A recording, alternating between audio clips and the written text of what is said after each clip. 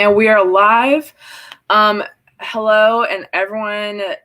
I'm just so happy to do this because I've been wanting to talk to this guest, Eliza, for a very long time. She came on my radar months ago, and I noticed her for being kind of a bipartisan queen on Twitter. She appeals to the right, she appeals to the left, because ending trafficking and abuse and exploitation, that should be nonpartisan. Sometimes people make it out to be partisan, which is very sad, but today our goal is to stop that stigma and also to raise some money for Rights for Girls. So 100% of all Super Chat profits and ad revenue and everything that this stream makes, that will be going to Rights for Girls. YouTube does take a small percentage. I don't know the exact amount from 3 or 30. Is it? Oh, wow. That's actually 3 or 30, yeah. They take a decent chunk. So I actually do have the direct donation link. I put it in the chat and I put it on the screen just so you can donate directly too. Welcome, Eliza. Thank you so much for being here. How are you? Thank you so much for having me. You absolutely look gorgeous. So I'm excited that I get to stare at your face for a while. I don't know if I've ever told you this, but Olivia is one of my favorite names in all the world. Really? I hate it. Really? Don't like it. I think it's so classy. I think it's beautiful. It's like if names had art, or if a name could have art, it's like an artistic name to me. So I love it so much. Thank you for having me on. And I'm really excited that hopefully we can raise some money for Rights for Girls.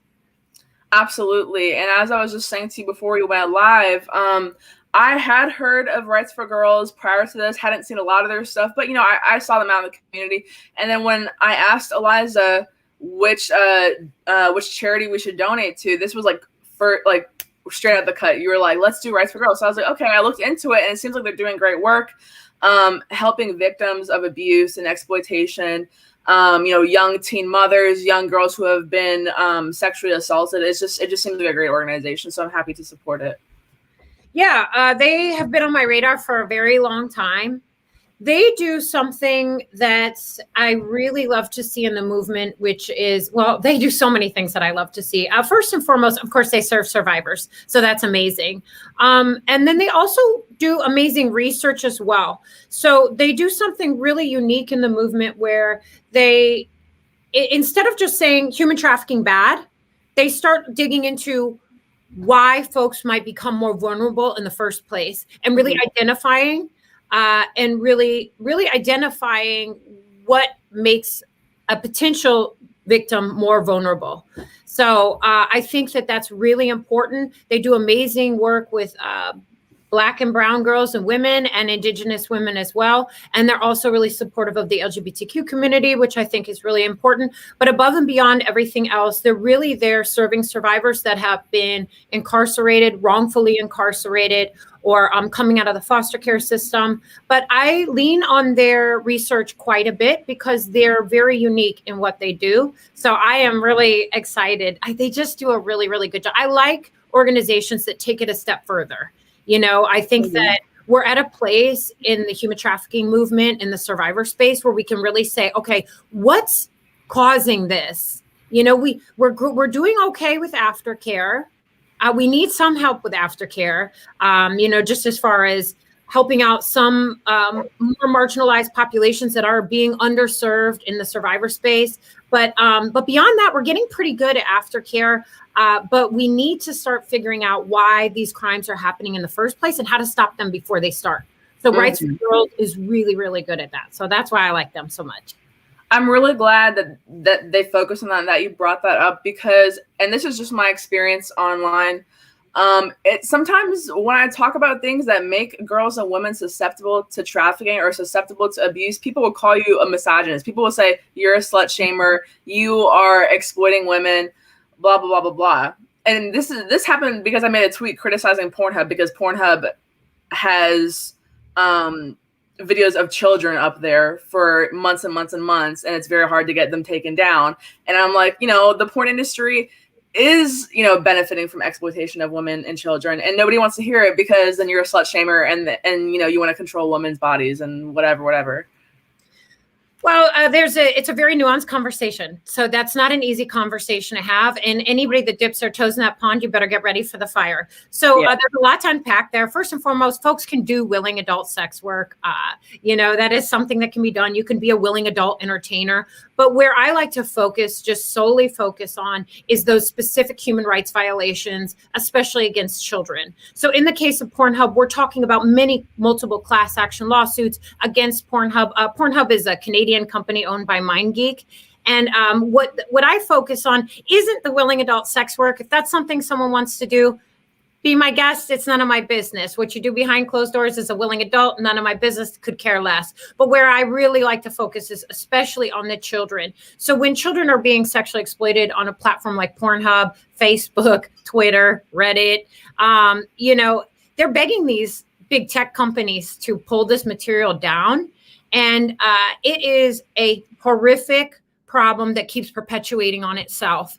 And we are at a major crossroads right now as a society where I truly feel like we are at the tipping point with this. And it breaks my heart that so many survivors had to be exploited to get to this point, because you would have thought one child would have been enough, right? But I think enough now has come out, and I'm really hopeful that we're about to see a lot of change. I hope so too. Thank you everyone in the chat for joining. What's up, Malcolm? Glad you're here. I wanted to ask you about this fight. I see you fighting on Twitter every day. In a good way. Which fight? In a good way, raising awareness, because there are lawsuits going on against social media platforms like Twitter for hosting videos of children being abused and people being abused. What's going on with that? Because you are one of the only 3 people I've seen talk about it on Twitter.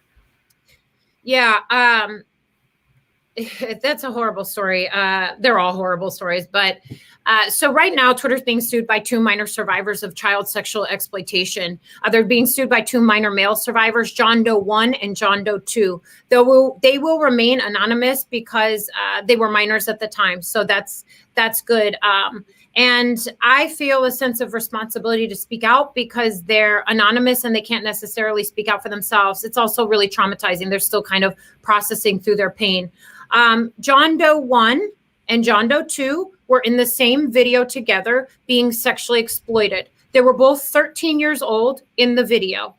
The video ended up on Twitter and it was watched over 160,000 times on Twitter. They were both 13 years old in the video. It was retweeted over 2,000 times. So where we end up in a really sticky mess with Twitter is that John Doe number 1 was told by his classmates that the video ended up on Twitter. He started to report the video to Twitter using his government ID. He was a minor at the time when he was reporting the video. Twitter reviewed the video, even despite the fact that they had his government ID, and wrote him back and told him that they would not take the video down. It took the Department of Homeland Security stepping in to make Twitter take this video down. So they are being sued by the 2 minor survivors, and that will not be the last lawsuit that comes against Twitter. I think one thing that's really important to note is that when children are reporting their own child sexual abuse material, I mean, it's one thing, like when adults are duking it out on Twitter, whatever, we can take it, sometimes you report if it gets out of hand, but generally speaking, right. Okay. But to report child sexual abuse material on Twitter is not an easy process, especially for a minor that's trying to figure out exactly what's going on, especially a minor that's on the brink of suicide. John Doe's parents only found out about the video because John Doe was on the brink of suicide. So I think that these have real lifelong ramifications on these children, and they deserve adults, survivors, and advocates standing up for them and being a voice for them until they can be a voice for themselves, if and when they ever choose to speak out. That is an insane story. I had read about it when I first saw you posting about it, but for my followers who don't follow you on Twitter, first of all, follow Eliza on Twitter. She posts updates to this case, and she's fighting back every day against these stupid idiots that are like, I don't understand the cognitive dissonance that people have when they reply to you saying, this is a fake story, this is fake news, you're just looking for clout, you're just grifting. I'm like, You could literally use Google. You can literally use Google. It's free. You don't have to pay to use Google. You can search up whatever search engine you use. You can search up Twitter being sued by minors, and it'll pop up. It's like it's in mainstream media. I don't know why people are saying it's a lie. Yeah, it's definitely widely publicized, and the lawsuit is also publicly available. And there's a lot of information in the lawsuit. Be wary looking in the lawsuit because it's pretty. It's not graphic, but it can turn your stomach. I think, I run into a situation. Well, number one, I feel very honored and blessed to be able to speak out about this stuff. So I don't mind like people coming at me crazy, because the truth is I didn't necessarily know that this was a big thing. I feel like it's one of those issues where people feel like, oh, because I don't see the child sexual abuse material, it's not happening. Well, it is happening. So a lot of these reports are very public. The National Center for Missing and Exploited Children, which is our national clearinghouse here in the United States for child sexual abuse material, prints out their numbers every year for all of us to see. So we know that Twitter reported over 65,000 child sexual abuse material, images, and video reports to the National Center for Missing and Exploited Children in 2020 alone. Now, the wild part about that is that there can be any number of images and videos in each report. So 65,000 doesn't necessarily mean there could be double, triple, quadruple that number. Right. It could be millions. Correct. Could be. And that number is actually not publicly made available, but we do have a lot of numbers. And anytime somebody tries to like say, oh, it's not happening, I just direct them to the New York Times. The New York Times has done very, very, very extensive reporting on this specific issue. Very extensive. So what is Twitter not understanding? What's not clicking in Jack Dorsey's head? What's not clicking? I'm very confused because I see you tagging him every day. First of all, I love it. You're posting this shit. He follows me on Twitter, so that's why it's extra funny. So he follows you. Yes, and he clearly has to have seen the tweets at some point. If he I DM him about it too. And what's not clicking in his head? What is he? Is Twitter doing anything to combat this, or they're just silently just paying out victims, or what's going on? So by law, they do have to report. So did Pornhub in Canada as well. By law, they do have to report the child sexual abuse material. And there are laws in place where this is not allowed. So some of the things that we hear is that they couldn't possibly remove it all at scale, that they couldn't possibly handle it. That is not factual. They do remove. So when I say that those have been reported, that's just what Twitter caught. Now, according to Twitter, from their 15th transparency report, which lives on their blog on Twitter, that 91% of the child sexual abuse material that is caught on Twitter is recognized through Microsoft Photo DNA, an artificial intelligence technology that was designed in 2009. So, and they've updated it a little bit since then. In John Doe 1 and John Doe 2's case, the Microsoft Photo DNA did not pick up on that specific video. So they didn't fall into that category where the 91% of the child sexual abuse. So 91% of the 65,000 was found by Microsoft Photo DNA in 2020. So they say that they do whatever they can do, but that's not factual. There are new technologies available to detect and remove this child sexual abuse material at scale. And they just... I have a really hard time making excuses for them because there really aren't many. They're not implementing the new technology. As we know, they can censor and remove whatever they want to, whenever they want to. So if this is something that they took seriously, they would have done it already. And to be brutally honest, at this point, the United States is a little bit far behind with trying to hold Twitter accountable. Russia, the whole country of Russia, came out, I think a month and a half ago, about a month and a half ago, and said if Twitter did not handle their child sexual abuse material along with other illegal activity, that they would no longer be allowed in Russia. They fined Twitter. Nigeria has lost access to Twitter in Nigeria, so the whole country of Nigeria cannot access Twitter. And right now, I will be shocked if Twitter is allowed in India by the end of this coming week.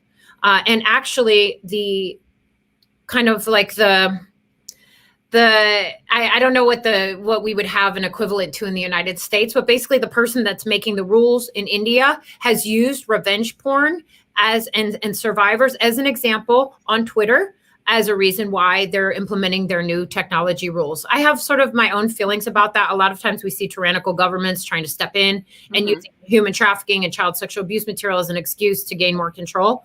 But it's always an issue that gets brought up. Yeah, and I'm just knowing a little bit about what I know about India. They have a huge trafficking and a huge sexual assault problem.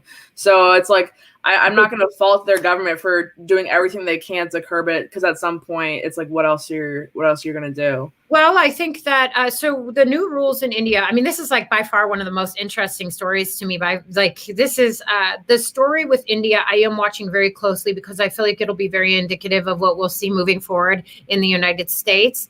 I started noticing the stuff that was going on in India with a huge human trafficking case off of TikTok. TikTok it was almost like a TikTok influencer in India, has trafficked well over 50 women thus far as the survivors. There's celebrities involved. There's all this type of stuff going on. Then after that, India, I don't know so I'm trying to figure out constantly if that was necessarily the catalyst or if they were just getting like kind of over social media. They didn't want China involved, things like that. But they made a rule where they said if Twitter could be held liable for anything that happens on their platform. If that is the case, and this is all social media platforms, they're making this rule across the board. Right. If that is the case, Twitter will be screwed. They'll be screwed. They won't be able to, completely screwed. So they will not be able to. But a lot of this comes back to some of the same issues we've seen here in the United States with censorship, Twitter putting in their 2 cents when it wasn't asked for or needed. Yep. You know, I think the real, not only are people being exploited and all types of things, children especially on these big tech social media platforms, but I think this is really an interesting time because I wish that big tech would just handle these things without the government stepping in. Mm-hmm. Once the government steps in, we are opening a whole new can of worms. Right. It sets a bad precedent. But it's like my little tiny libertarian brain struggles with that all the time. It's like at this point, it's like these corporations are so entrenched, I think, within our government. It's hard to separate it. And if Jack Dorsey wasn't the rich and powerful, CEO or whatever of Twitter and just a regular guy with a blog posting allowing the same things, then the FBI would shut that shit down like fast as fuck.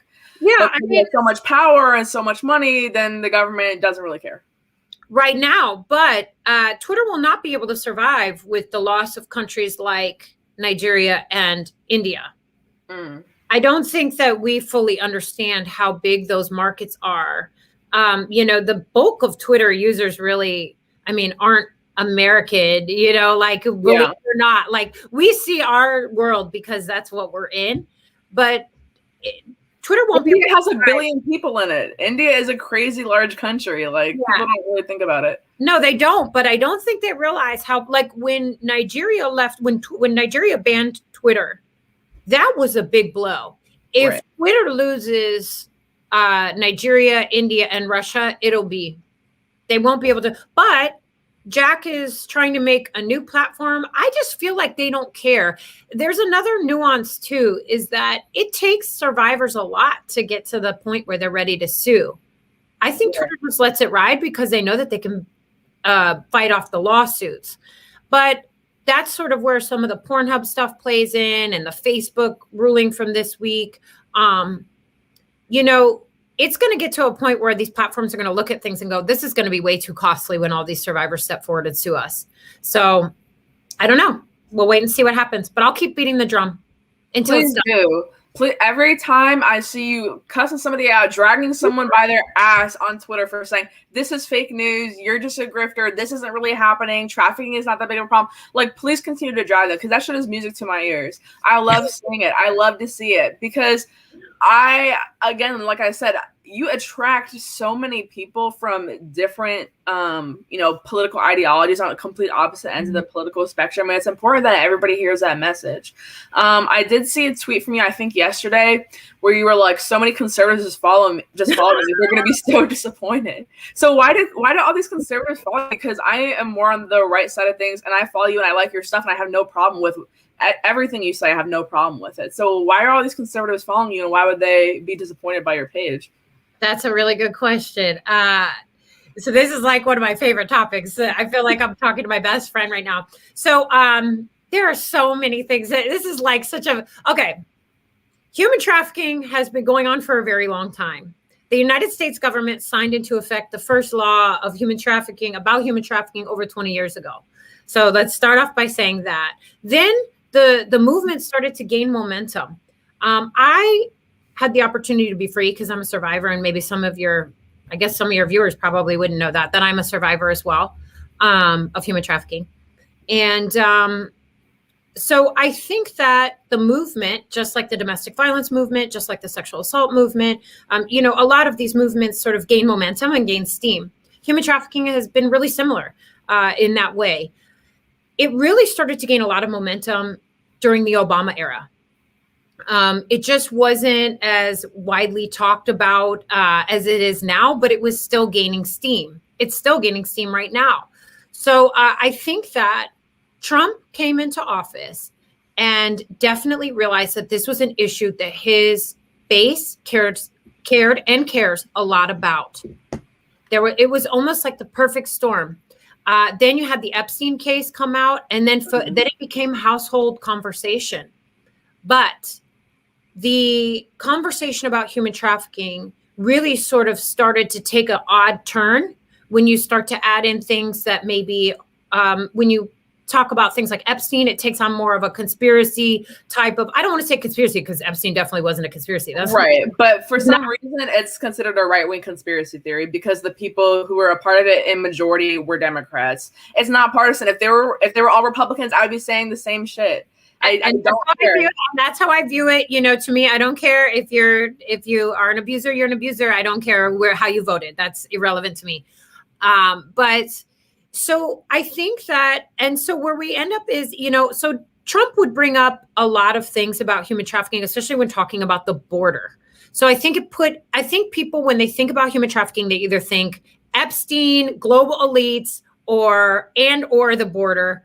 And then what they're actually forgetting, Olivia, is all of the survivors and human trafficking victims that are domestically trafficked from our neighborhoods, that just a domestic issue. So not with global elites, not from the border. So I try my best to stick to the facts as they are while still adding in a little bit of sauce. But I try to stick to the facts. So, and that does sometimes irritate conservatives because what they want to think is that Trump really cared so much about this issue and that he was the only president that ever did and that he was really going to do something about it. I'm not dispelling that he did care or that he was doing something about it. My issue is that I don't wait for the government to do things for me. I firmly believe that it is upon myself to do what I can do, even if it's just this stream, because I don't know who's going to see this stream. It could be a survivor. It could be anybody could see this stream. So I try to take personal responsibility for helping as much with the global crime as I can with what I have available. And because it's something that I care so much about, I'm not sitting around waiting for the president to do it because as we can see, elections can change and we never know who the president's going to be. So we have to stick to it no matter what. It would be the equivalent of saying like, oh, we're only going to deal with gun violence while so-and-so is in office. That's not how it works, right? So I always say my job stays the same no matter who the president is. So why so many conservatives follow me? I feel like because they care. I feel like because deep in their gut, they care. I feel like I try to give them information that they can learn from. And because of the Facebook thing, Cernovich retweeted me, Poso retweeted me, Robert Barnes retweeted me. Some of the other big Trump lawyers were retweeting. It was a big, and honestly, I get along with everyone. So I sent it off to people that I thought would care. Laura Logan, who works for, she's an amazing amazing woman, but she works for Fox News, so a lot of more folks that fall in that conservative base were retweeting that specific story. Mm-hmm. And my deal is, when I'm talking about human trafficking, there's no but Trump.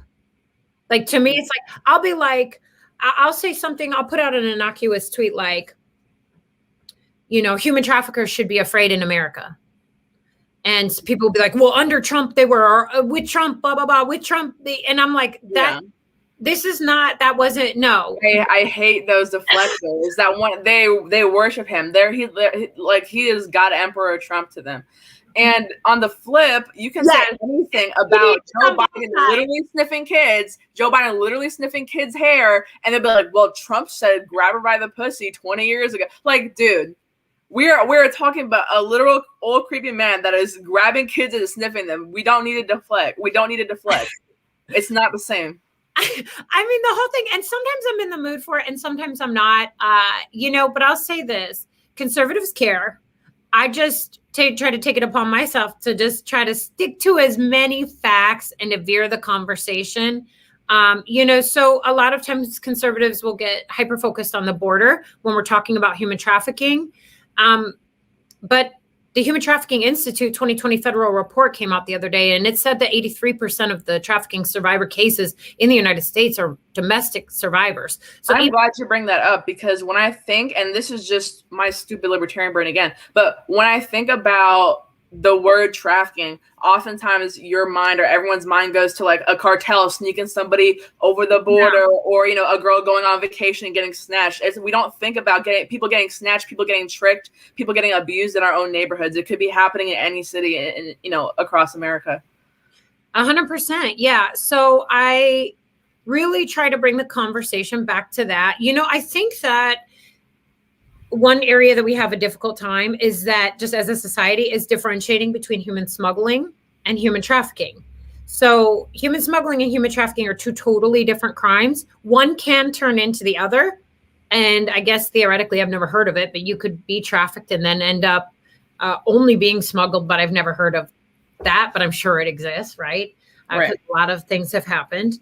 But I think it's just so important to just completely stick to the facts. I also see, and this is my issue with all political sides, is that human trafficking only seems to be brought up when it's politically convenient to those that are like that. So if it's on the left, they want to talk about Matt Gaetz and the situation that's going on there. If it's on the right, they want to talk about it with the border. And I'm like, okay, we just have to kind of stick to the facts. A lot of times folks will come to me and say, well, the human trafficking has increased at the border. I personally do think it probably has increased at the border. I could see no reason why it wouldn't have, but I have yet to see any definitive data, statistics, anything that's been collected since Joe Biden has become president that has shown me that there has been an increase. It's not that it's not out there. It's not that it doesn't exist, but I'm not going to come out and say a blanket statement like, oh, there's human trafficking increase at the border. We're sending a couple police officers down there from different states because of human trafficking. Well, to me, that makes me feel like you're using human trafficking as an excuse. And I don't think that's, I don't know. It just rubs me. It seems like a big show. It seems like a political theater at this point, because I was following some politics in Nebraska recently. I just got back from a trip to Omaha, and Governor Ricketts is sending like 25 state troopers to the border for 2 weeks. I'm like, you're going to send 24 state troopers to the border for 2 weeks? Like these, like this, not even the National Guard, literally just that are setting speed traps on the side of the road. And you're like, this is all a show. You're sending them on a paid vacation to fucking Mexico for 2 weeks. I don't understand it. What are we doing? I think it does seem like a show, because the numbers, I look at the numbers and I'm like, okay, I don't know what they're going to give some people like a lunch break or something. I'm so confused about the number. Right. But I think that, well, first and foremost, I'm not trying to make light of what's going on at the border. I view what's going on at the border as a dire humanitarian crisis. Of course. This might be the first time in my lifetime that I can remember a humanitarian crisis that is affecting the United States like this, in this way. The only thing I can personally compare it to is like some of the natural disasters that we've seen that left folks homeless. I'm just thinking about hurricanes and other things like that. But this is a huge, huge, horrific crisis. And I'm not trying to make light of it at all. I definitely think that there is a lot of human trafficking across the border. And it breaks my heart because I truly feel that if the folks that were coming to the United States were given the truth about what's actually going on, they wouldn't come. I feel like they're being duped by smugglers and human traffickers and cartels and who only knows who else. Mm-hmm. And I think it's something that needs to be addressed right away. But I don't know. That's, I think one of the coolest stories I saw, now let's see, it must have been in NBC.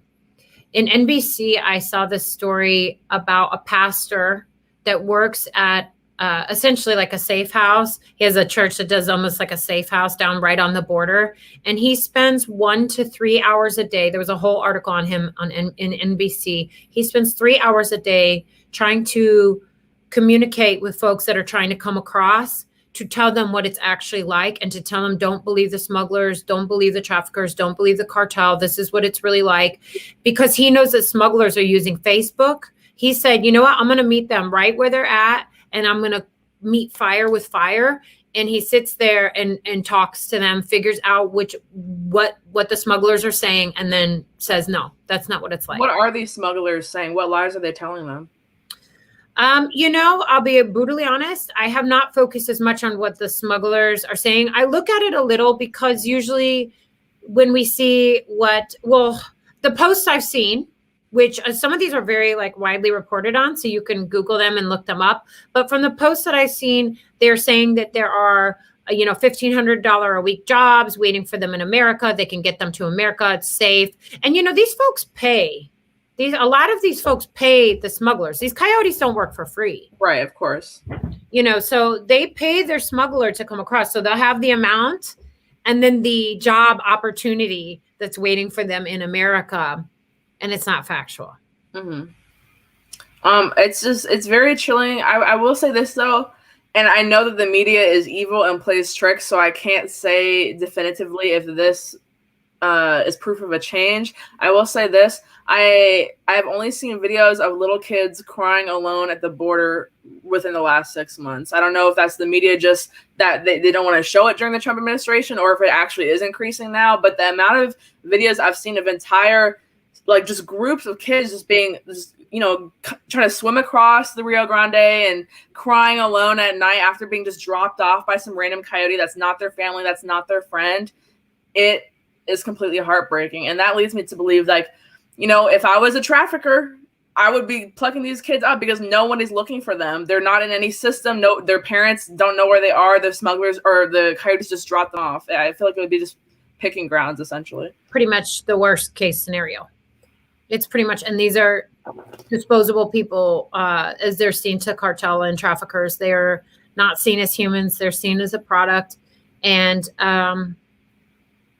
I think it behooves of us to have compassion and to think of them in a very human way. It's highly increased. Mm-hmm. I make sure I'm very specific when I talk about human trafficking numbers. So we have numbers on the children that have come across, but when we look at trafficking, I have not yet seen specific numbers because in my mind, we will truly know the effects of what we're seeing right now at the border in 5 to 10 years. When they do studies and all that kind of stuff. Well, survivors have to step forward. Oh, okay. So, it's not just you don't just guess it. You guess somewhat, but not really. The way we get our data and statistics for the most part is by survivors stepping forward or being found. So it's not located or stepping forward. So, right.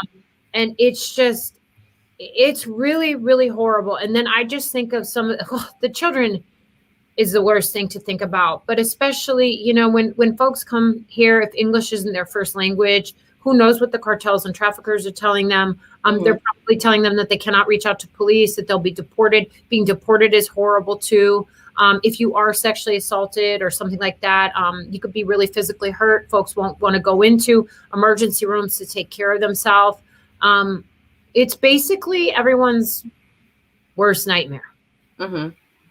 But on the flip side, I try to put myself in the position of what are they coming from? Right. You know, I do think about that all the time, because they may have been lied to about what the opportunity is like in America, but they left their home country, walked, hundreds or whatever of miles, dragging all their stuff and what they can carry on their back. And so I just think about like the gang problems, the violence problems, the poverty problems that plague their home country. So I'm just like, I have to respect wanting a better life for yourself and wanting a better life for your children. It just makes me incredibly, incredibly sad to see these kids being left alone. Like, I just wonder what goes through a parent's mind to make them so desperate that they will pay a random stranger to take their child to a different country where they may or may not see them again. So I completely empathize, but it is just, I don't know. I don't know what the solution is. What is the solution? Because I see this a lot from the right. Kamala, go to the border. I don't give a fuck if she goes to the border. Whatever she would do at the border is political theatrics. She's not going to do anything honest at the border. She's not going to go to the border and build a wall out of bricks. Like, she's not going to go to the border and do anything. I don't know why everyone wants her to go to the border. I don't want her to go to the border. She's going to make everything worse. She went to the border. She went to the border on Friday. Well, now we're in a double rock and a hard place. And by the way, one of the reasons why you might have been seeing more children is because the United States said publicly that we would accept children and are under all circumstances. So I don't really blame anyone that comes over. President Joe Biden said, I expect to see a surge at the border. Now they're all mad because Kamala said, don't come. Don't come. Don't come. But okay, a little too late. Yeah, they had to change their messaging. But unfortunately, now you have people that are in progress, that are on their way here. And you also have people that are stuck there. And then you have people that are stuck on our side as well. So even if you completely shut the border right now, like 110%, if it's completely sealed, we would still have a humanitarian crisis on both sides of the border. I wanted to ask you, because we did touch on this earlier, but we didn't go into depth, but there are some things that the Rights for Girls organization does to help combat girls and women who are make themselves susceptible to trafficking. What are some things that, anyone can do to look out for that? Like, what are the red flags? What are the signs? Yeah, I always tell people, because people always ask me, like, how can I spot someone that might be a survivor or a victim? And I always say, don't worry about looking for victims. How could victims spot you? How can you come across like a safe person? Somebody that if you were struggling, that I feel like I could reach out to for help. So I always say, just a good energy, good vibe when you're out and about, smiling at people, just kind of saying hello. You'd be surprised how far that would go. We get so locked on our phones, especially those of us that do social and are out here. We get so locked on our phones, but I find that I end up in a lot of really cool conversations with people. And I've just had survivors step forward, and they may not be fully ready for help, but just giving them resources if and when so I always say, be prepared. So you have your human trafficking hotline ready. I have a list. There's a global slavery map that has a list of over 2,000 organizations worldwide that serve survivors. So no matter where you are, there aren't organizations in every part of the world, but there are organizations in many parts of the world. But just having the hotline there ready and making yourself have an available open vibe. If you have an inkling that someone might be a victim and being currently trafficked, just make sure that you can ask if they need help, if they're doing okay, but not to accuse or to say anything, that might lead them to feeling that you're not a safe person, right? And also, if their abuser thinks that they're trying to get help or leave them, that could potentially be a very deadly time. So I think that I never like encourage vigilante behavior or anything like that. That's kind of not what this is. We leave the job of law enforcement up to law enforcement, right?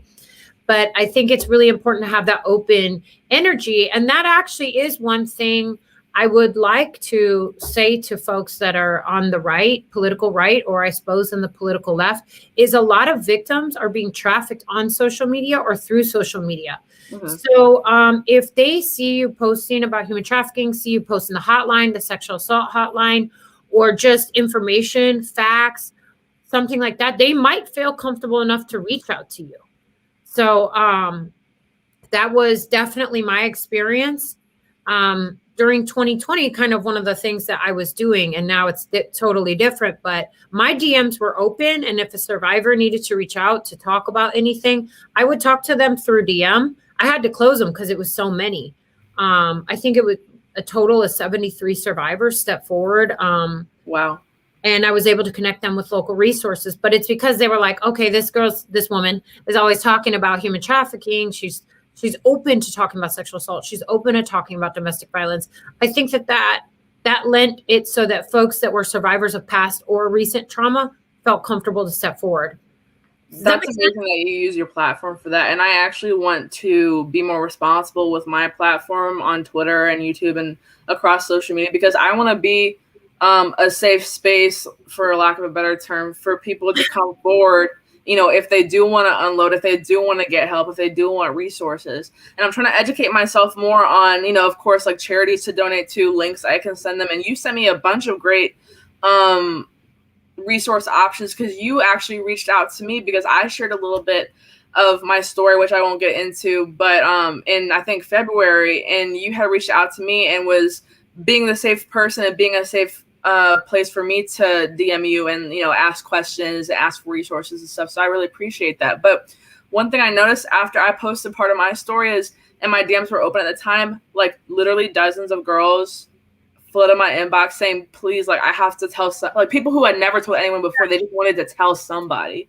Yeah. And I had no idea how to help them other than just listen and, you know, reply back and forth, you know, I'm so sorry, like, here's a hotline if you need it. Like, I was Googling all night. I was like, I was sending people all these types of links that I probably didn't know enough about, but you clearly are educated on it. So I do want to use that platform for that more.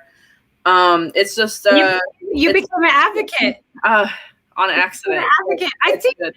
I think the first thing when folks reach out, because a lot of folks have experienced you know, either molestation, incest, sexual assault, especially all genders have experienced, you know, sexual assault, all ages, any type of thing, and domestic violence in the home, and human trafficking. A lot of people are survivors of human trafficking and don't quite know it or don't know how to identify or process it yet. So they're almost like questioning because they don't know the crime. They're like, oh, I'm unsure if that was trafficking or not. You know, if someone's questioning, they can always reach out to the hotline. But I think the first thing is making sure that the survivor is safe right then and there. Are you safe right now? Once you establish whether or not they're safe, because if they're not safe, there's really nothing else to talk about. You get them assistance right away. That's to me an emergency in 911. Are they at risk for self-harm or if they're having suicidal ideation? That to me is life or death, right? So those are the first things we look at.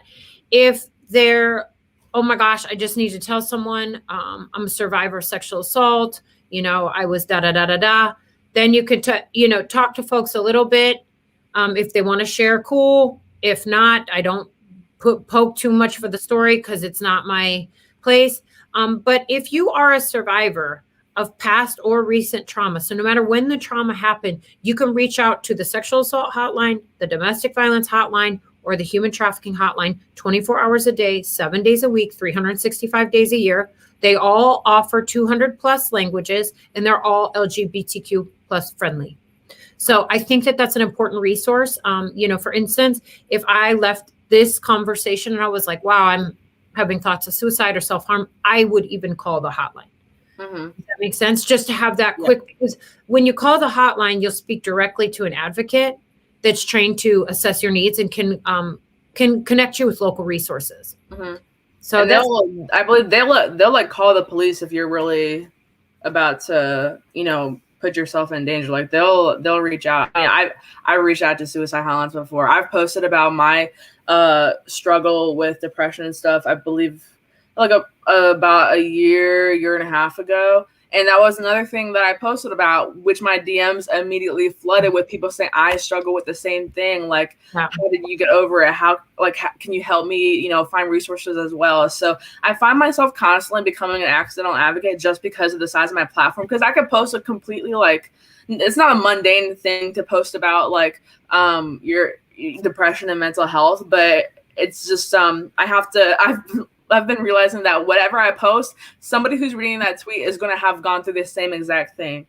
I mean, I'm at like a 54K, I think now. And somebody who, anytime I post about assault, abuse, exploitation, depression, just anything to do with mental health or your well-being, somebody reaches out to me and is like, thank you for posting that. So I'm really trying, and I'm really looking at you as a mentor and a role model, because I'm really trying to use my platform in a way that you do, because it's a little bit more difficult for me because my page is so political and because my followers are so political. It's very difficult to post about things in a non-political way and have people, engage and interact with it and not, deflect or flip. Oh, the Democrats did this, the Republicans did that, because this is not what it's about. It's really not what it's about. There are elites of every single party, every single affiliation that are letting pedophiles and letting traffickers, under the radar. I saw a good comment.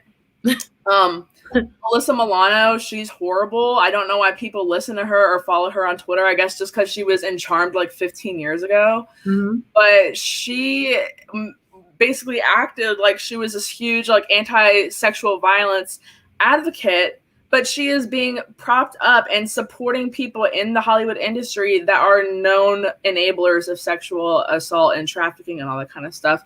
And I really, really enjoy Rose McGowan's tweets now, because she was also on Charmed, and she is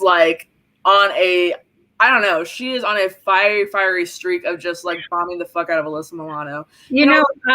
Hollywood elites that don't give it, that knew about Harvey Weinstein and didn't say shit until he got caught. And there's probably 1,000 other producers in Hollywood doing the exact same thing that Harvey Weinstein did. Because, you don't get to that level of power without having other friends that, also do that. And nobody's speaking up, and it really irks me, to say the least. So just to go back a little bit, and then we could definitely go back to that. So, if you wanted to, there's this cool Twitter page called Survivor Love Letter. That's just kind of nice notes to survivors to help them. If you want to retweet the Suicide Lifeline, or just any of the, hotlines, or just make a hotline post. And if people are annoying, you could just turn the comments off. So, yeah. You know what I mean? I think that shows people hey, I'm thinking about you. I know that the political nonsense is going on, but we can stop and think okay, this is something nice or might help someone. And I'm telling you, you never know who needs to see it. A lot of people don't even know that there is a human trafficking hotline. A lot of times I'll just post a hotline with no extra sauce, just the hotline, human trafficking hotline with the phone number underneath.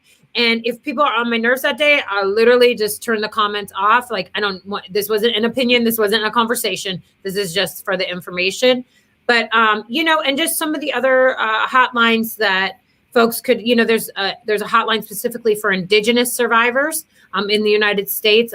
That's important because a lot of folks don't know, and missing and murdered Indigenous women, it's a really big problem. It's an epidemic, and I've struggled to understand why. I understand that there's a lot of crazy things that happen on reservations because people just assume that, the government or nobody outside the res cares about Native American women. So they just think they can go in there and do whatever the fuck they want. And honestly, they get away with it because a lot of times local law enforcement, they don't care about what happens on the res. They don't want to deal with it. And it's very sad to see because Native American women go missing at a very, very high rate. It's insane. It's really difficult. And I think it's important that survivors have a place where they feel comfortable, no matter what they believe or no matter where they're from or no matter who they are. I think it's really important that they feel comfortable. So I'm really excited that resource exists because they can really meet those survivors exactly where they're at. As far as Alyssa Milano goes, Me Too was a great idea, right? Me Too, great idea.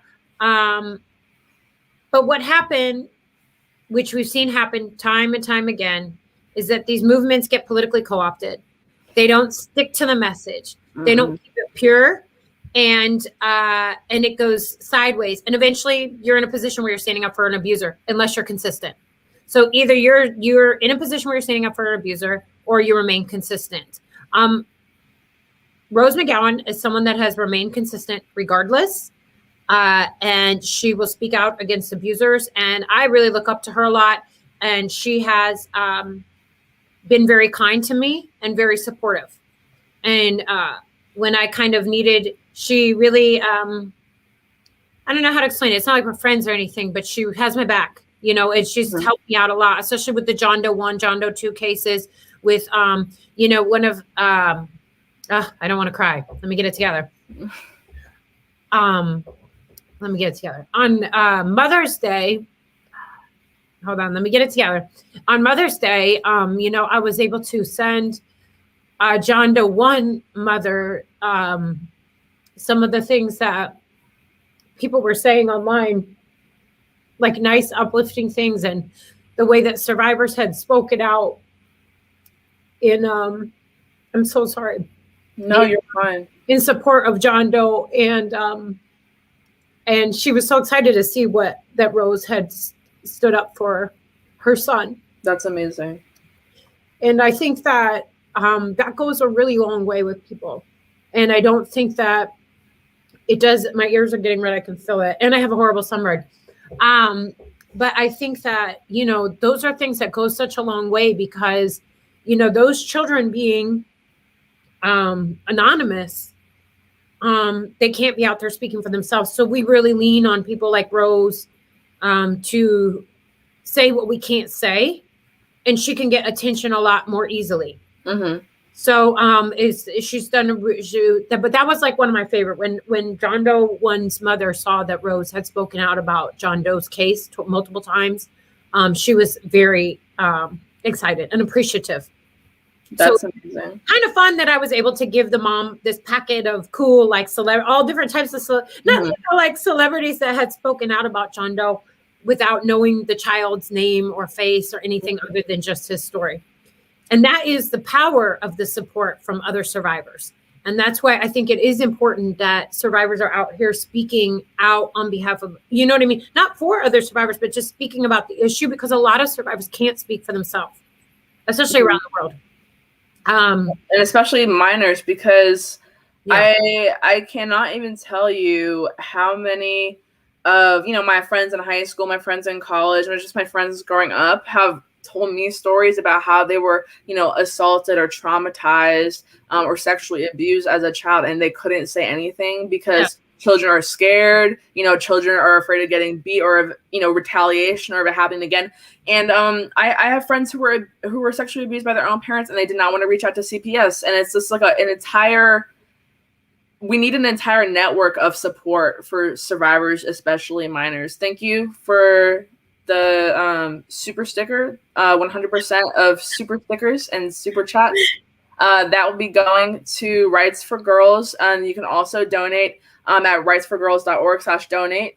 Thank you so much. I appreciate it. That's so cute. I've never seen a super sticker. Yeah, I've only gotten them like twice. I barely even know what it is, but it's cute. Thanks for the super sticker. Yeah. Yeah.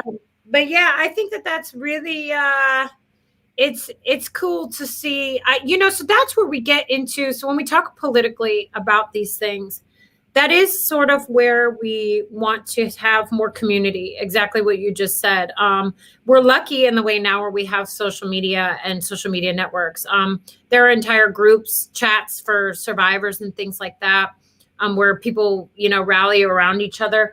But this is one area where I'm really into extremely small government. And I think that we should bring it back to a spot where communities are taking care of each other and private organizations instead of the government. Where we're ending up now with human trafficking is that we're all leaning on the government to solve this issue, and they are not going to. I compared a lot to the war on drugs. We lost the war on drugs. Drugs was the winner. Drugs was the winner. And it's not funny, but it is. And I see some of the, I just don't want the government. We see what the government's not really good at anything. This is why conservatives love you, girl, because this is why they're right, because we hate the feds. The feds can't do shit for shit. They can't. They do some things right, but not that. Not taking care of victims and not helping people work through trauma who are victims and survivors and all that kind of stuff. And it really bothers me. But the ideal situation is exactly what you described: a decentralized form where private businesses, charities, organizations, communities, neighborhoods, community organizations, they can all just come together and wrap their arms around survivors who have stuff to say, And it really bothers me how the conversation is not at that level yet. Very few people are talking about that. People are like, why isn't the FBI doing this? Why isn't the FBI doing that? Give the FBI more and more and more power. Give the government more and more power. And it's just time and time again, they've proven that they can't even handle that power. The government can't even fix a pothole in the road, right? Yeah. So we cannot sit back and wait for this, and the difficulty is, a lot of times we see faith-based organizations stepping up and taking care of this. And I love faith-based organizations. I think they're freaking awesome, but it's not right for every survivor. Mm-hmm. So when we see communities with drop-in centers, where, a lot of some of the coolest things I've seen as far as proactive, as far as helping serve vulnerable populations or populations that are at risk, are these really cool drop-in centers where people develop relationships with the youth so that if something horrible happens, they have safe adults to talk to. It's almost like hopefully stopping the trafficking before it starts. But if it does start, they have safe people to talk to before they get caught in the lifestyle for a very long time. I think that those types of organizations are very, very important that do the drop-in centers, maybe work on harm reduction as opposed to just waiting for the government to do something. I'm very pro education and prevention. That's kind of my main thing. It's really, really important to me because it would be awesome if we could stop these crimes before they start in the first place. What are some things that children and women should look out for, to help combat that? Like, how do you spot an abuser? How do you spot a trafficker? And I feel so uneducated and so privileged because my mom's giving me her mom talk about looking out for red flags and stuff. And it was the Super Bowl, and she was mentioning that trafficking spikes during the Super Bowl in whatever city it's in because traffickers look for people who are not, from out of town, don't know where shit is, and trick them and all that kind of stuff. And I was like, dang, I never really thought about that before. And then when I expanded it, I was like, that must happen at every concert, at every sporting event. That must happen at every large gather. There has to be an abuser in the crowd somewhere. I just want to know, what are some tips that you have, things to look out for? Yeah, well, the terrifying part is that they don't even need to go to events right now anymore. They're on our phone. Of course. So, number one thing above and beyond everything else is internet safety. There are materials out there for every age. All you got to do is hit a quick Google search about how to talk to your kids about internet safety, and even more specific to sexual predators online. We saw a major spike in 2020 as far as contact from abusers to children. There's a reason that we have so many lawsuits coming against big tech, is because big tech is being used to contact children, and children are not being watched adequately and aren't coming from safe environments where their folks, and this is a new thing, right? Like, this is kind of a new threat. But I always say, if it looks too good to be true, it probably is too good to be true. I always tell the youth, if an adult is paying you a lot of attention and they're not a relative, like they have no reason to pay you a lot of attention, something off. That's, you know what I mean? Like, I'm 40 years old. I have no reason. No, you're not. Yes, girl. I'm 40 years old. Okay. Lie again, but we'll carry on. I'm 40 years old. I have no reason to be talking to a 13-year-old for no reason. Of course. Yeah. You know what I mean? Like, there should be a reason. And also having those relationships with your children where you have that open dialogue that this is a situation that could happen, the same as you'd have a conversation with your children about things like consent.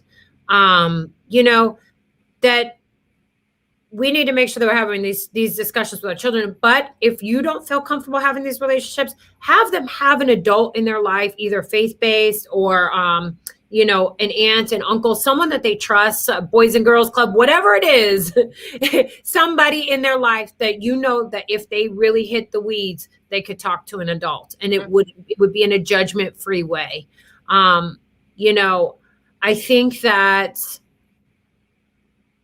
I think being very mindful of what your children are doing online is by far the most. Everybody thinks human trafficking and kidnapping.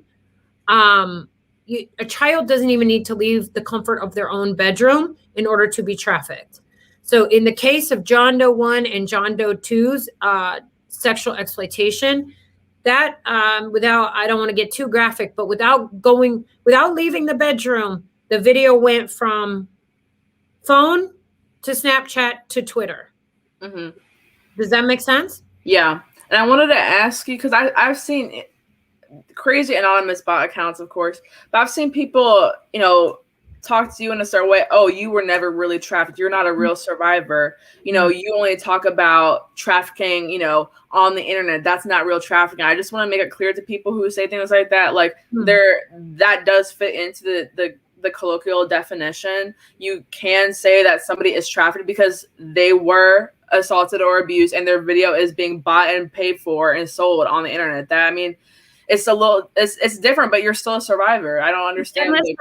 Well, no, I think one thing that gets lost, I think because I talk about talk about every part of trafficking. I even talk about, so it's funny because in the United States, the black market sale of human organs isn't considered human trafficking, but by UN definition, the black market sale of human organs is human trafficking. I even talk about that. Like I talk about child soldiers. I talk about anything that the United Nations would consider human trafficking. I try to on my Twitter. In my particular case, I was groomed. I was really groomed I was groomed to traffic before the internet was really like a thing like that. So I was groomed to age 15.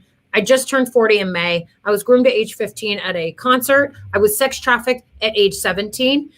It was cut and dry sex trafficking, West Hollywood. I was sold for $500. It was real life in real person. I think sometimes people get confused because I talk about the internet so much. That's what I've seen people say. I'm like, no, that fits into the whole definition, but yeah. It doesn't really bother me because they don't know what they're talking about. Sometimes it hurts when people say that I'm not a survivor, but honestly, I know my story, and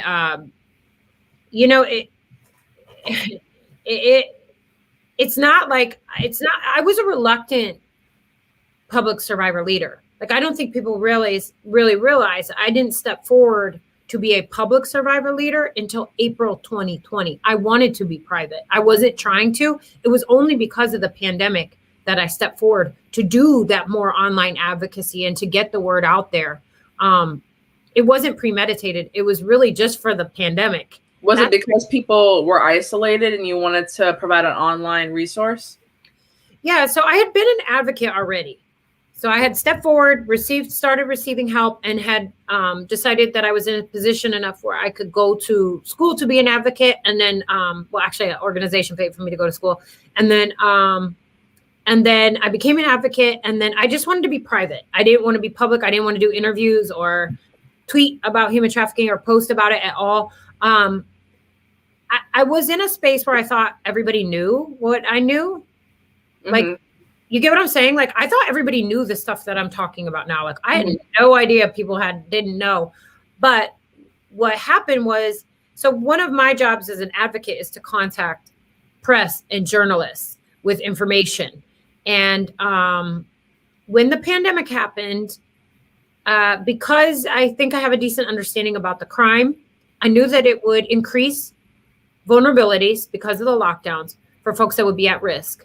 I was contacting many journalists and just saying, hey, can we get the human trafficking hotline number out there? Can we talk about human trafficking, and just so that folks aren't more vulnerable? This is why, because when folks cannot work, so like, let's say like you're a food server, a bartender, something like that. When all of a sudden you can't go into work and you're living paycheck to paycheck, if you're a hairstylist, a barber, any type of job, like even an exotic dancer, something like that, like when you can't work, you still have to put food on the table, period.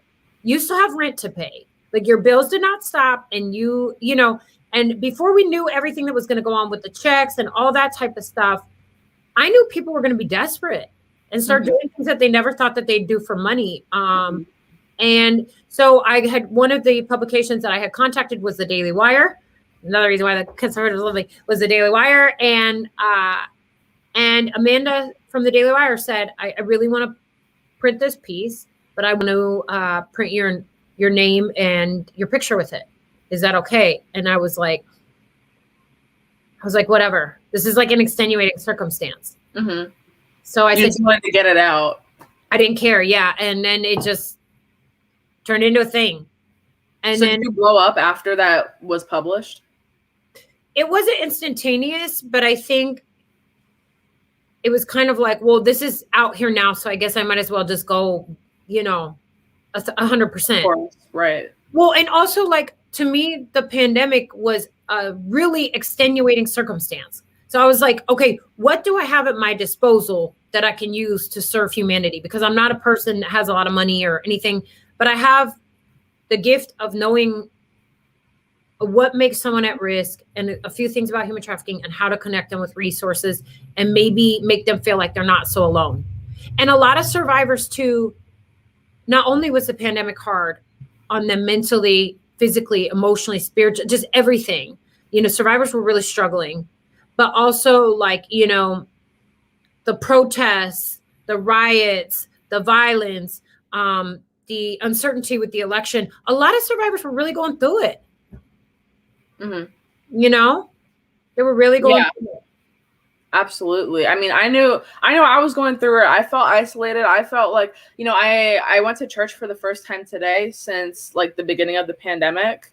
Like there were resources that I was talking to my pastor at church about the issues I was struggling with mental health and like with my whole history and everything. And that was like just cut off from me just like that. And it was very difficult to cope with. It was very difficult for me to cope with not having wrestling because that is like my number one outlet. I'm a collegiate wrestler for, I think everyone knows at this point, my whole audience knows, but that's like my main, that's my main outlet. Thanks. But that's like my main outlet. Like if I'm mad, if I'm upset, I will just toss a bitch and I'll just feel better. But that was cut off. That was taken away from me so many. Like, and I feel for that because whatever somebody's outlet is, even just working, because I had an internship at the Daily Caller at the time that got cut short. Like everything was crashing down, and I was feeling very down on myself. And I know I'm not alone, but I felt like I was completely alone. So I'm very happy you stepped up, during the pandemic and created an outlet. And I needed something to do too. Like I was kind of going through it too, right? And I was going through it too. And one thing that helps me just kind of make it through the day a lot of times is helping other people. It helps me take the focus off my own whatever, and it helps me serve other people. And it makes me feel like I have a purpose and a meaning and use. And it makes me realize that, my life can get kind of down or whatever, but generally speaking, I'm not as bad as I could be. And so, yeah, it's not like I'm some saint or something. I was also like trying. You are. No, I'm not. Trust me. I mean, you're not a saint because you just lied about your age to me like multiple times to my face. I know with you. No, I posted 40. I posted when I turned 40, had a little fake viral moment. But actually, honestly, to anyone out there, turning 40 is pretty awesome because you're no longer in your late 30s. Like I feel like late 30s is so not sexy. I feel like 40, I'm like, oh, okay. I'm like 40, you're like a cougar now. Like you've crossed over. Now you're like hot mom status or whatever. I'm a cougar. I'm ready to. Well, no, I'm not a mom, but I'm a cougar. I'm ready to. Oh my god! No, that blows my mind. You're literally twice my age. I'm 20. So you could be my kid. Yeah, but I feel like you're my bestie. That could literally be your kid. That could literally be your daughter. You could be my kid kind of by a lot. That's scary. Yeah. It's cool. I just saw like you reconsider your entire life. You just looked at cool. No, I would be elated if you were my child. And I think that you doing wrestling is like, I was talking to my best friend about you today. I said, I just think that that's just the coolest thing. I was like, oh my God, thank you. I said, what did I say? I was like, she's so like textured and like there's so much there. I was like, she's got so many moving parts. That's like a compliment. That's something I have heard because people think it's very interesting that wrestling and politics are my two main hobbies. My mom always says my 3 hobbies are makeup, wrestling, and politics. Yes. And that's basically me. That's the only things I care about. And I'm just kidding. But like I think that is part of the reason I have a following is because people enjoy seeing multifaceted people. Yes. And they don't want to see somebody who just has one shtick. I have multiple shticks. So yeah. And it's cool. It gives you a different take. But I always admire athletes too. But I think that's pretty cool. I think that that's something that a lot of young folks can really look up to. I think that that's something too that maybe I leave out of the conversation that I should start adding in a little bit more. You know, I think that the young generation is hungry and thirsty for people to look up to that will give them hope that, you know, maybe they can do something great one day. I feel like we hit a spot in humanity where we lost that. I don't know. We just lost those figures where we're like, wow, that's somebody I really, you know, want to look up to. And maybe I think that young folks could really look up to you and say, wow, that's somebody who's like into makeup, always got the look on point, you know. We're both beat to the gods. I have my full mental breakdown.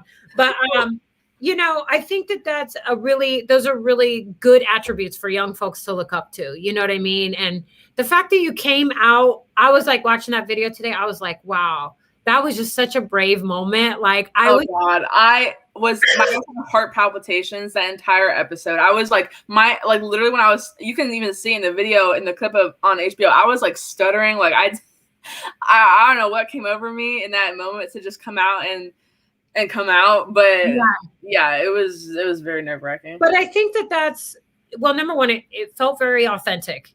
So that's, I mean, you know, media sometimes lacks that like authenticity. But that moment, I felt it. I was like, wow, that was a real moment. It was completely random. Backstage, I was like, wow, she really just came out on HBO. Like randomly, like not even pre-planned.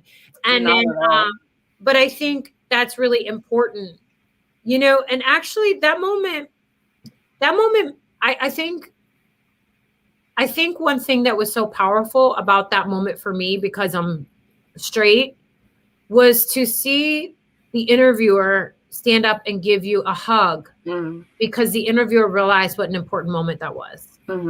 And she was the perfect person because she's gay. She has experience coming out or whatever. And I didn't even put this part in the video because I don't know. I don't even know why. I probably should have put this part in the video because, you know, some people were concerned for me if it was very comfortable for me to come out and how I was actually treated.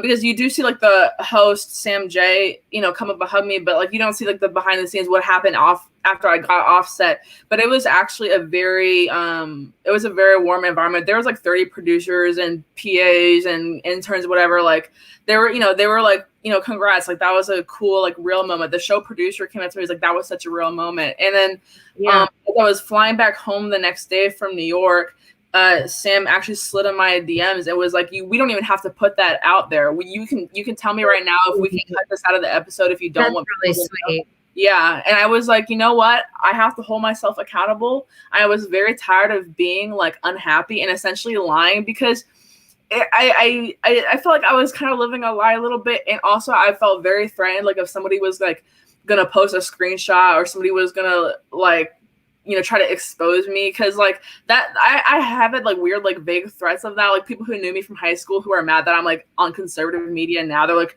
oh, well, I'll expose you. Like people have to know the real living. I'm like, yeah, like I'll just own it at this point. I'll just own it. You know, I was worried about my parents finding out. I was worried about my family finding out. And I was just like, I was completely fucking done with it. I couldn't do it anymore. So when she reached out to me to ask if I was okay with it having an episode.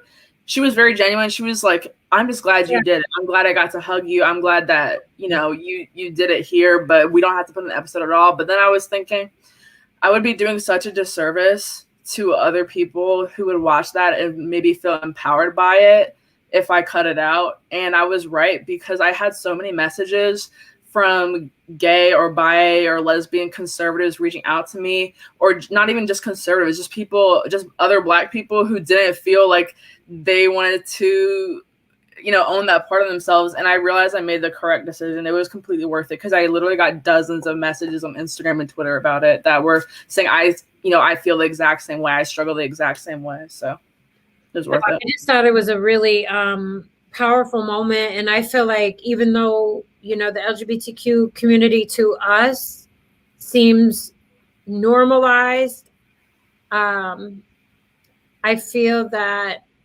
it really showed that folks do still struggle to come out and feel that it's accepted. And the fact that that host, and I don't know anything about the host, all I knew was the clip from your show, from your clip, from your YouTube. It reminded me a lot of when survivors say it for the first time, like, it's like getting this weight off their chest, and to say it to someone there that cares about them and, you know, genuinely cares. And I was like, wow, it was a really cool moment. It was good. It was important for me to see, because it reminded me that there are a lot of folks that struggle with their sexuality or being a survivor or whatever it is, and they don't ever say it out loud. Mm-hmm. You know, I was so grateful for her being accepted. I mean, of course she's gay. It's not like she's going to be homophobic to me, but I was grateful that she gave me the platform, right? That she gave me the platform to do that, and, you know, accepted me, even though we disagreed on everything, politically, ideology, whatever. And, you know, I wish I had the same experience when I came out and told my story originally. I'm not going to go into this one either, but I was a survivor at 16 years old. And when I told my father, I was screaming in tears. I told my father, he called me a slut and he called me a whore.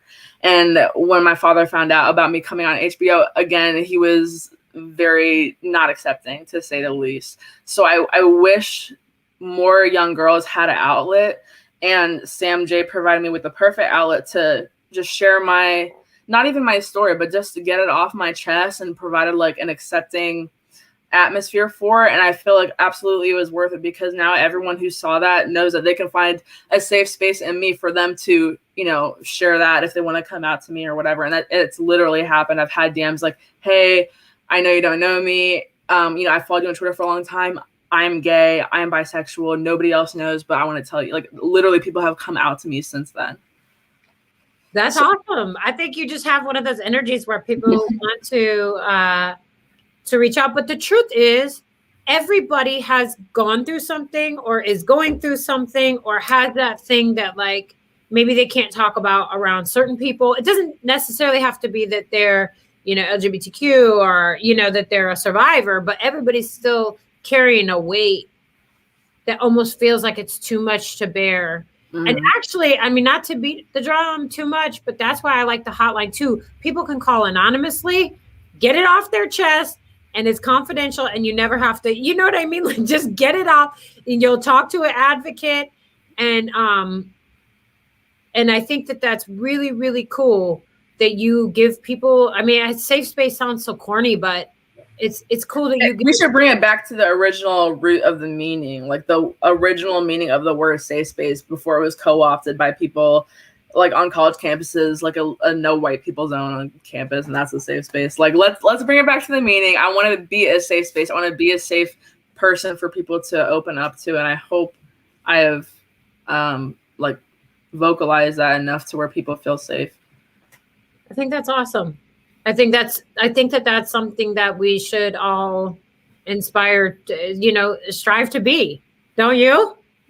Absolutely. It's just, like I said, it's so hard to do with my platform, because anytime I post anything, it's not political bias. People are like, what about Trump? What about Biden?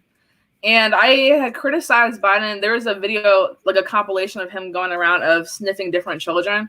And I was like, I commented, I was like, this is pedophile behavior. No ifs, ands, or buts about it. This is literally pedophilic behavior. And people were in my mentions like, oh, but if Trump did that, you wouldn't say anything. I was like, well, Trump did do that. Like, what would you like me to say? If the same video was going around of Trump sniffing little girls, I would be saying this is pedophilic behavior too. But people can't see beyond the duopoly, and they're wearing their. It drives me kind of crazy, but it's the way that it is, right? That's kind of part of what makes Twitter and stuff fun. It's that sort of back and forth. But that's why if you want to post something that you don't want the but Trump or but Biden underneath, just turn off the freaking comments, because there's a lot of stuff out there that people don't need the excuse to talk about it. And to be brutally honest, what I found, because when I stepped forward, I would have considered myself like a socialist, like honestly, because I hadn't thought it through to the point where it would have had a label, but I would have fallen in that category. Yeah. I want survivors to feel that no matter what they believe in, no matter how they voted, whatever, like they're cool coming over to I have sex workers that follow me. I have, adult entertainers that follow me. I have people that are questioning, if they've been trafficked that follow me. I have sexual assault, all types of people. I have pimps and pedophiles that follow me. But of course, this comes with the territory. But I think I want people to feel comfortable no matter what they think politically.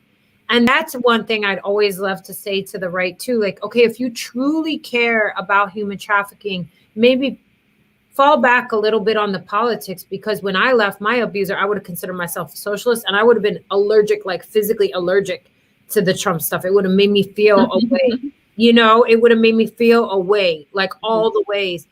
And,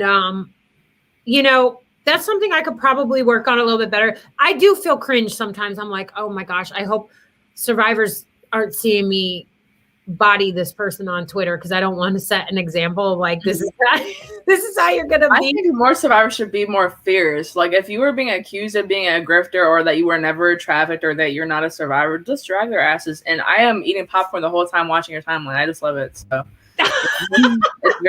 it's very entertaining to see people who harass survivors get their asses whooped. They deserve it. So. I do have a cool rule. Like if I haven't told someone that I'm a survivor, I don't expect them to know I'm a survivor. Right. So that's a rule, because to me, that goes right into victim card. And I want to be treated just like everybody else. I don't want to be treated like this precious survivor on Twitter. But I think even if you just went to the profile and said, okay, human trafficking survivor advocate, like that should be enough to know, like probably don't go too hard. But they don't go that. These aren't serious people. So people lose all sense of empathy online. I've noticed, like, especially if you have like a larger platform, people literally think you're not a real person with real human feelings. And so people will say like the most horrible shit to me, and I don't think they understand that I'm like reading it and being like why would you say that? Like literally, why would you say that? Because no one will ever say that shit to my face. I'm not trying to like act tough. I'm just saying no one will ever say shit like that to anyone's face. Most people are not that brave, and it's just insane the power that being anonymous gives people on Twitter. I totally agree. I think it's, 9 times out of 10, I'm basically like laughing about it. Like, you know what I mean? Like just having a really good time. But, before I joined Twitter, I was paying attention to a lot of people on the platform that were really based. Like, I was like watching Joe Rogan. Like, so I knew a lot of the people before I joined Twitter. Mm-hmm. And they were all super based, and they just laugh about it too. Like they don't take it so serious. I think that set a good precedent for me, where it's like, okay, this is like, even though the topic I'm talking about is serious, I don't need to take this too seriously. So somebody like today, a lot of people wanted to talk about my boobs. I saw that. I was like, okay, her boobs are nice. Move along. Like, but I was like, okay, I guess this is just what's happening today. So it's weird. I'm not going to lie. It's weird, but I do enjoy it for getting message out there. I can, in one tweet, I can get more done than what mainstream media can get done. Usually it takes about the mainstream media about 3 to 6 days to catch up to stuff I'm tweeting about right in the moment, if they ever post about it at all. So in that way, it's amazing to get information out there. Yeah, I've seen the stupidest comments about your hair, about your makeup, and I get the makeup and hair comments all the time. People always have shit to say about my hair because I changed a lot. I don't give a fuck. Clearly, if I did, I would just wear a blonde wig all the time, like whatever. I love it. I love it. I see all these comments. They're like, "Eliza, I thought you were a lesbian," and I'm like, "Since when does a haircut determine your sexuality?" But people get very brave online. So, but the cool thing is, actually, I think that it's fun. Well, number one, and I was just telling my best friend about this today. I said, I want other survivors that are watching, that are thinking about going public, to see what you'll have to deal with if you go public, so that you know what you're up against. You're going to have to hear that you're about your, boobs, your hair, your makeup. I've only had one person really challenge me as far as I made one mistake on Hotep Jesus interview where I said something that wasn't factual. It was a pedo actually that corrected me. And I said something that wasn't factual, and I've corrected it every time I've spoken since about trafficking. But generally speaking, nobody really comes at me about the trafficking, like data, statistics, facts, information, the definition of the crime, anything like that, grooming, at risk, no possible solutions as far as fixing it. They only literally come at me about stuff like my looks, my story, things that could, I don't know how to explain it, but things that you can't necessarily prove or fix right away like that. They're just trolls. They're not interested in actually having a conversation. They're not interested in changing your mind. That's why they mostly remain anonymous, or from, burner accounts or bot accounts or whatever. And like when I came out with my story, I had like swaths of comments being like, she's ugly. No one would ever want to touch her. No one would ever like, want to assault her. And I just had to like block and move on. Like I used to be the type of person to reply and respond to like every single hate comment, or, get really down on myself. But I'm like, these people literally have nothing better to do. Quite literally, they have nothing better to do than search for survivors on the internet and bully them. That's all they do. And they're probably, an assaulter themselves if that's what they do with their time. So I'm just like, whatever. Well, that's absolutely horrible. No one should ever have to go through that. That's like just pouring salt in the freaking wound. It did get to me a little bit, but then I was like, block and move on, because these people, again, they would never say some shit like that in real life ever. They would never say it in real life. And it's this, I hate that survivors have to go through that. Actually, Rose McGowan, back again, had made a post the other day. People were sharing a meme of her where she was crying, giving testimony about, like, it was like, I don't know if it was an ugly face cry or whatever. I didn't see the meme. But she was, she was talking about being sexually assaulted by Harvey. And, she was saying, yeah, it really hurts. Like, it really, really hurts. But, and that's why I don't think people fully realize, like, how hard it is for survivors to come out and talk about it. And I don't even want to talk about it. Like, I'd rather be tweeting. I said this a million times. I'd rather be tweeting about hair, makeup, fashion, music, my cats, anything else.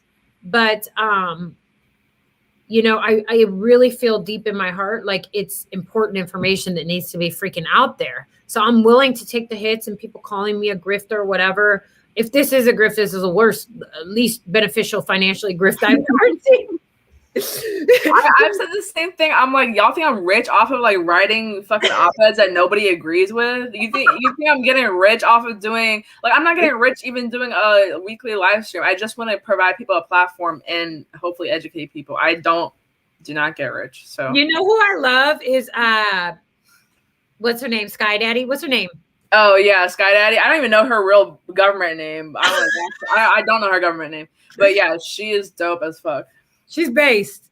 Yeah, she's based, and she's a lefty, and I love her because a lot of her takes are just like just like they just transcend politics. I don't even care that she's a fucking communist. Like, it's whatever. Right. Well, you know what though? I think that as we move forward, especially in the political space, I think we're going to see a lot more people that are willing to have conversations and be a little bit more like nuanced and cool. Like, okay, you think this, I think this. And I like that. I was watching some of her stuff. We don't necessarily agree on everything either, but I was like, at least she's willing to have the conversation. Mm-hmm. And she's putting herself out there. It's like, again, when a woman or anyone, but especially women, post videos and pictures of themselves and attaching their face to their opinion, people are going to take your opinion if they don't like your opinion and just like degrade every single thing about your face that they don't fucking like. So it takes some courage to be a very controversial person, because she's a very controversial person on the left, because other, anarchists and other communists, they don't like her because she fraternizes with the right. And then a lot of people on the right don't like her because they feel like she's infiltrating their movement and, trying to spread communism, which really she's like her own person. I'm my own person. I don't believe in the term like rhino or like fake conservative or fake leftist. It's like everyone just has their own opinions and nobody really fits completely into any box. So whatever. Yeah, I mean, I'll say this, like, just personally, it's pretty much only the right that platforms me. It's only, anarcho-capitalists, libertarians, and the right, or folks. Why is that, though? Why is that? Right? I have a couple. The left likes to act like, well, part of it is that Trump made human trafficking a big part of his platform, and I think anything Trump is seen as bad. I think that so I've tried to think about arguing this from the other point. I think if I was on the left and if some of my platforms were dealing with homelessness, focusing on marginalized populations, getting people, money, either government-based or government assistance, subsidies, that would, in their mind, cut down on some of the things that make folks more vulnerable to being trafficked. If I was a lefty, that's how I'd argue it. So like we're already trying to attack those things just in different ways. So we're not specifically focusing on trafficking, either labor or sex trafficking, but we're going to focus on some of those overall things like homelessness, food insecurity, addiction, that would directly affect human trafficking. I feel in my gut like it would be awesome if the woke crowd would pay attention to human trafficking because it disproportionately affects the vulnerable populations that they claim to care about. Absolutely. Like just as you were saying, the indigenous populations, organizations that are LGBT friendly, because not everybody wants to go to a church or, an organization where they don't necessarily feel welcomed.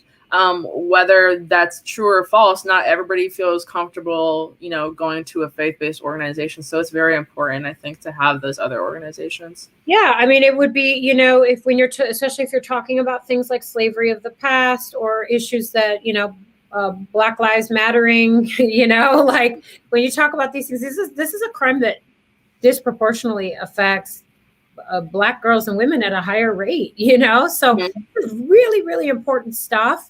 And some folks argue that it is modern day slavery. And I agree. In a lot of cases, it is. So not all survivors identify that way, but some do. And I think that's, I'm surprised that they ignore it the way that they do. And I would love to have them on board, but I'm not going to bank on it. And the way that certain people on the left will just use these slogans like defund the police. And I am not a police advocate. I am a small government person. I don't like how police are constantly overreaching on our rights and, overstepping their boundaries, etc.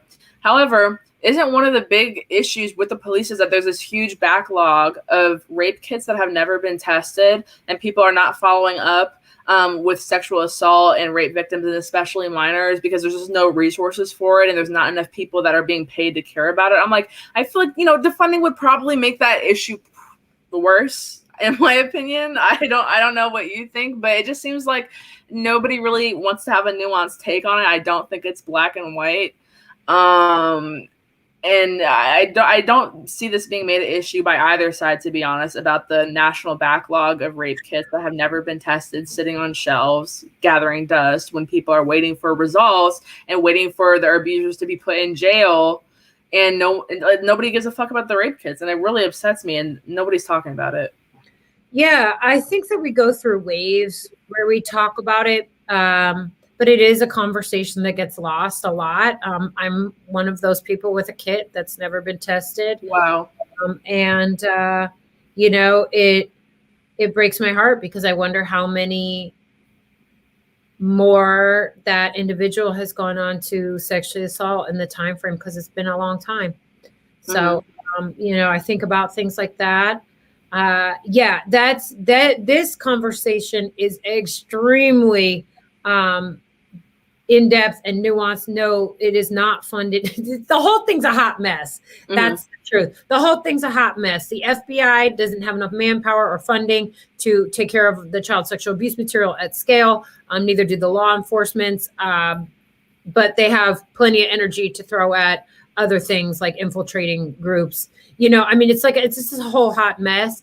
You know, this is where my I have my own views about how things would be better or could be better, but I try to work within a framework of something that I actually think would be possible. But in my particular case, I think what would really help is just private security. Absolutely. I think private security. This is why libertarians love you, girl. This is why libertarians love you. Well, it's just at a point. It's just at a certain point. Why are we paying people to not do things? You know, goes to the entire government, first of all. Yeah, I mean, I look at the government as my employees, and they're not performing up to standards. So, and I am really hyper focused on human trafficking specifically, and especially child sexual abuse. But I'm like, how many more things are like worse than that? Like child safety, child sex abuse, especially that's being distributed and monetized on just our regular social media. It's a pretty big deal.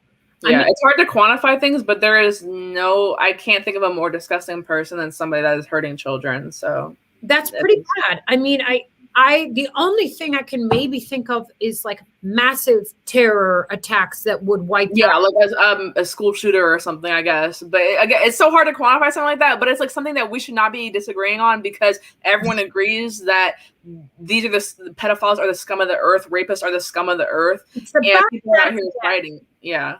It's about as bad as it gets. I mean, like something shy of a mass murder. But I mean, when I talk about how big the problem is, over 65 million child sexual abuse material, images, and videos were reported to the National Center for Missing and Exploited Children in 2020 alone. Over 65 million. So I look at each one of those children that was sexually exploited in those images and videos that we know for a fact, just in 2020 alone. That's just what was reported, not what went unreported. When I look at that number, 65 million, I think of 65 million children walking around with that permanently scarring their life forever. This is a really big problem. And I think it's pretty much the most, and if anybody has seen that material or experienced that material, first and foremost, I apologize. Second and foremost, this is not a nice thing we're talking about. It's a very violent act. Very violent.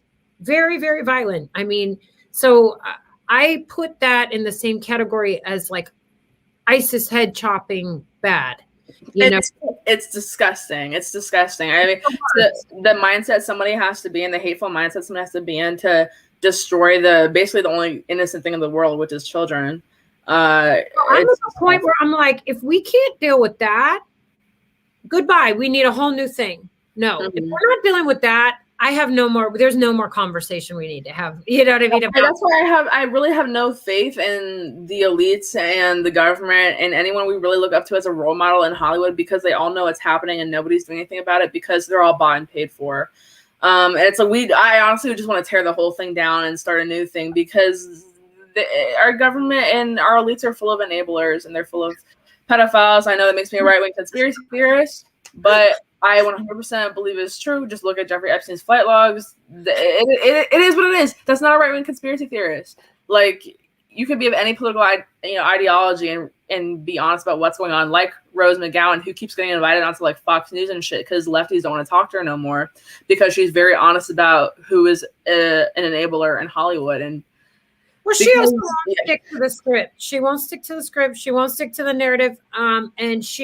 So I think that is why the cathedral or the gated institutional narrative is so terrified of her, is because she won't stick to the talking points that will keep them in power and keep them effective. So, the global elites are trash. Let's keep it all the way real. And I firmly believe that. I'm not waiting for the government to solve it. I'm not waiting for my state to solve it. I'm not waiting for law enforcement to solve it. That's why we have to do what we can do today. Because even though the global elites are like a problem, we're talking about handfuls of people. I'd rather focus on like the fathers that are abusing their children. There's so many of them, and the human traffickers and people that are trying to abuse and sexually assault. I mean, there's only a few global elites, but there's like a lot of human traffickers. Does that make sense?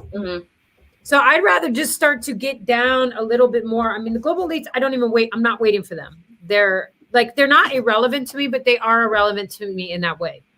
Right. It's very difficult to change an institution that has been around for decades. So it's like, it's not saying like give up on it. You can always raise more awareness and stop contributing and stop supporting, all these elites and voting them in. I mean, half of them are our politicians. But it's like the institutions are powerful. There's only so much you can do, but the work you are doing is very important. So I just wanted to thank you. This food is going to be demonetized. For sure. I mean, I said the word like pedophile and talking about sexual assault. Like, it's going to be demonetized. I hope it's not, because whatever ad revenue doesn't give me a lot, but I do want to throw a couple more dollars to Rights for Girls. Guys, if you donated to Rights for Girls, post a screenshot, tag me on Twitter. I want to thank you personally, and retweet that and all that kind of stuff. Thank you for the super sticker. I'm just going to match that because it's a small amount, and I don't care if YouTube's going to take 30%. I'm just going to toss $10 to Rights for Girls. And if anyone sees this clip later on, not live, and you still want to donate, please do, and tag me on Twitter. I'll retweet you. I want to thank you personally, and I want to thank Eliza personally. We're coming up on almost 2 hours. Like, this is one of my longest live streams, but I can't believe it. Even though you lied to me about your age, I forgive you. It's all right. I'll send you my government ID, girl. Don't believe me.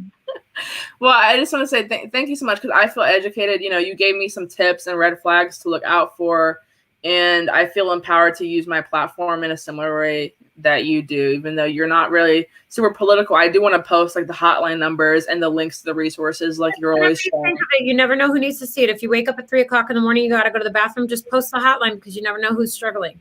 Exactly. I'm gonna do it as soon as we get off live. Like, I'm gonna open Twitter and you tweet all the links out and tweet all the hotlines out. Like, I'm gonna do it. It just it needs to be stopped. Do you have any final thoughts? Do you have any projects coming up or anything that let people know where to follow you and stuff? Yeah, well, first and foremost, thank you so much for having me. I cannot wait to see what happens with you in the future, because I just have such a good feeling. Like, you have such a bright future, so I cannot wait to see what your future holds. And I'm so proud of what you've been able to do before. And obviously you have a gift and the energy that you're putting out there, where people are feeling that you are a safe person. So maybe you're rebranding Safe Space. I'm speaking at Freedom Fest about human trafficking. It's going to be an awesome event. Dave Rubin's going to be there, James O'Keefe, Dr. Drew, Dave Smith.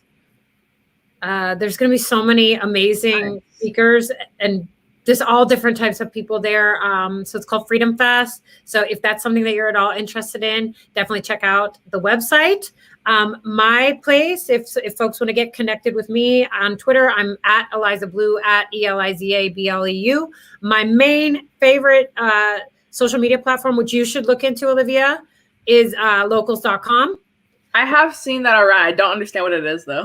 You're tripping. You would be perfect for it, because it's a free speech content creator platform. It's a Patreon and Facebook community together. So folks can subscribe. So first and foremost, if folks subscribe to my locals just for free, they're automatically a part of my email list.